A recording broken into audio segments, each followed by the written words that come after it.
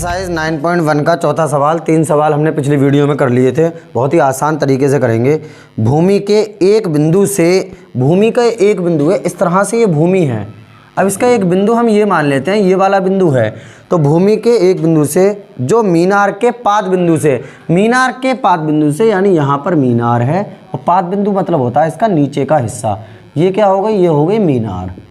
मीनार के पाद बिंदु से, पाद बिंदु मतलब ये नीचे का हिस्सा, 30 मीटर की दूरी पर है। यानी ये जो है वो 30 मीटर की दूरी पर है। उसके बाद क्या कह रहा है? मीनार के शिखर का उन्नयन कोण, यानी ये जो बिंदु है ये मीनार का शिखर, मीनार ये है, मीनार ये पूरी है और शिखर इसका ऊपर वाला हिस्सा। मीनार के शिखर का उन्नयन कोण यानी ये वाला कितना है? ये 30 डिग्री है। उसके बाद क्या कह रहा है? मीनार की ऊंचाई ज्ञात कीजिए। मीनार की ऊंचाई, मीनार कौन सी वाली मानी हमने? ये वाली। तो मान लेते हैं ऊंचाई को हमेशा h कह देते हैं, इसका नामकरण कर लेते हैं ABC। सबसे पहले हमने मीनार की ऊंचाई h मानी है तो हिंदी में लिख देंगे माना मीनार की ऊंचाई, माना मीनार की ऊंचाई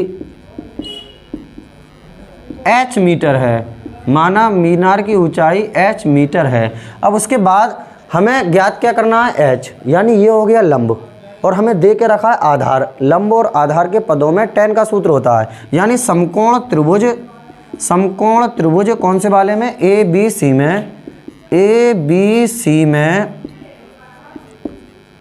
कितना हो जाएगा? tan 30 बराबर लंब बटा आधार। लंब मीन्स इसके सामने वाला कितना है? ये AB, यानी AB और बटा आधार कितना है? आधार ये वाला यानी BC। अब tan 30 का मान कितना होता है? tan 30 का मान होता है 1/√3 बराबर AB कितना है? AB है h अपॉन BC कितना है? BC है 30। इसकी क्रॉस मल्टीप्लाई हो जाएगी इस तरह से, √3 की h से हो जाएगी, इस साइड कर लेते हैं। कितना हो जाएगा? √3h बराबर 30 एकम 30।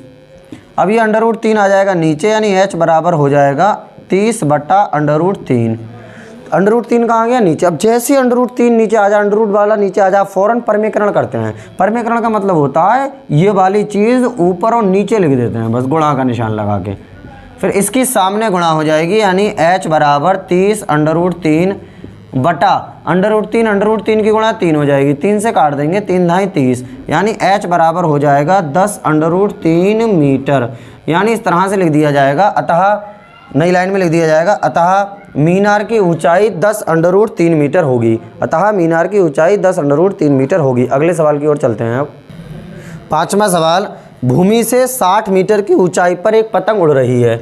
यानी ये भूमि है, भूमि, और भूमि से कितने मीटर? मान लो ये पतंग उड़ रही है, यहाँ पर ये पतंग क्या उड़ रही है? पतंग।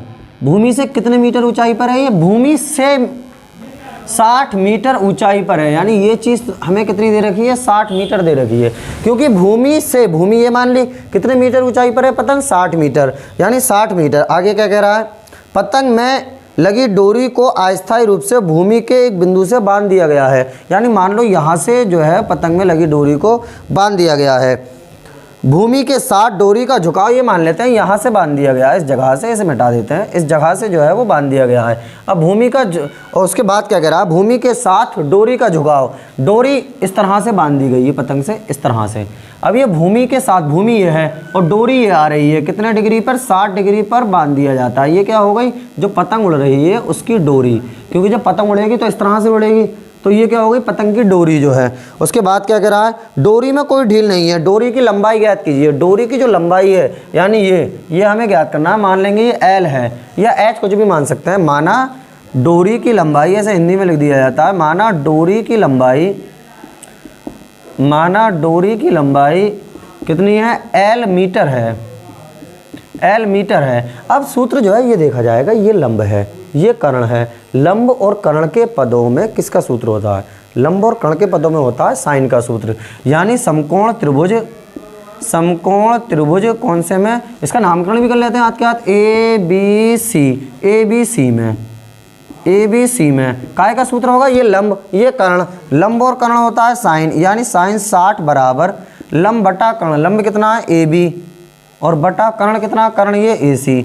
मान रख देंगे, tan 60 का मान होता है √3/2 बराबर AB कितना है? AB 60 और बटा AC हमें ज्ञात करना है यानी L, क्योंकि हमने L माना है तो L लिख दिया। अब क्रॉस मल्टीप्लाई हो जाएगी इस तरह से, L की √3 से तो √3L हो जाएगी ये, बराबर 60 दूनी 120। अब ये √3 जो है वो आ जाएंगे नीचे, यानी L बराबर 120 बटा √3, ये √3 आ गए नीचे।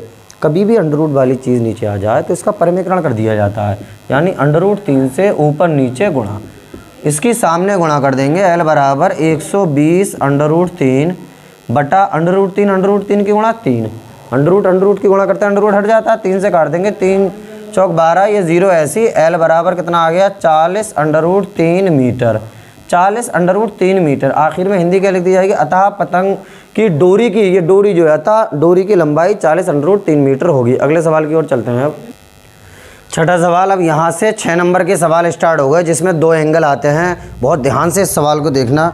1.5 मीटर लंबा एक लड़का, जैसे ये ज़मीन है, अब ज़मीन पर जो लड़का खड़ा है वो इस तरह से खड़ा है, इसकी लंबाई है 1.5 मीटर।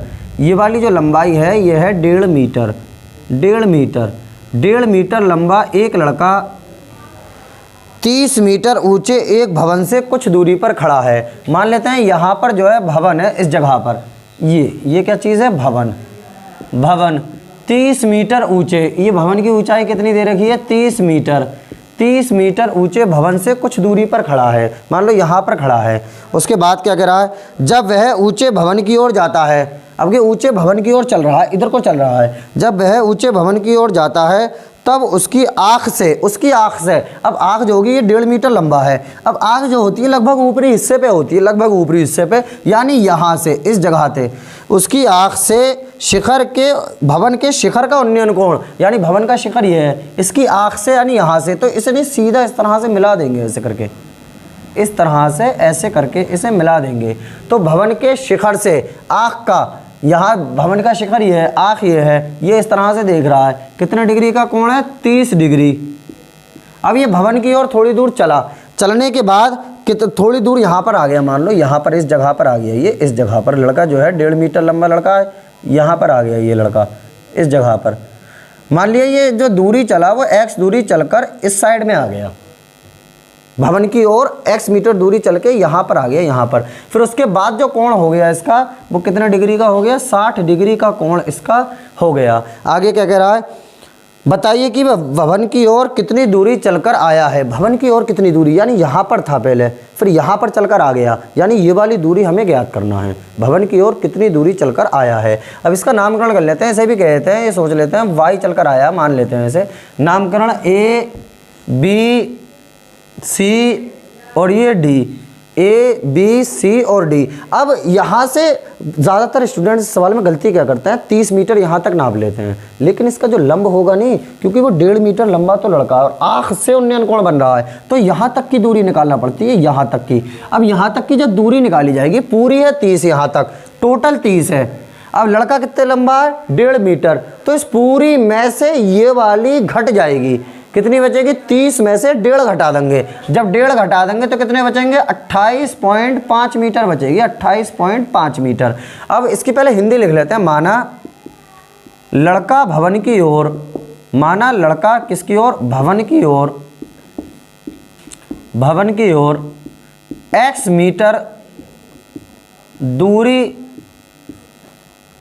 चलकर गया है, x मीटर दूरी चलकर गया है। तो पहले हम एक काम करते हैं, जो देखने में छोटा लगता है उस त्रिभुज को ले लेते हैं। एक तो ये बन रहा है A B और D पूरा, और एक ये बन रहा है A B C, तो जो देखने में छोटा लग रहा है यानी ये वाला A B C, ये वाला, ये त्रिभुज पहले ले लेते हैं, यानी समकोण त्रिभुज, समकोण त्रिभुज कौन सा वाला है ये A B C में, A B C में।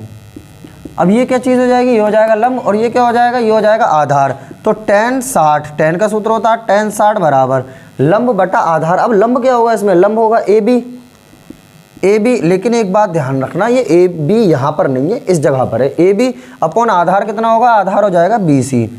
tan 60 का मान होता है √3 बराबर AB कितना, AB है 28.5, 28.5 बटा BC कितनी है, BC है y।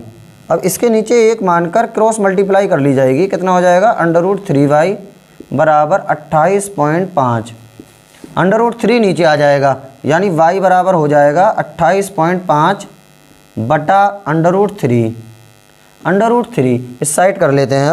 अब ये √3 जब नीचे आ गया तो अब क्या होगा इसका, जैसे ही कोई चीज़ √ नीचे आ जाता है किसी के नीचे, फ़ौरन परमेकरण कर दिया जाता है, यानी √3 से ऊपर और √3 से नीचे गुणा।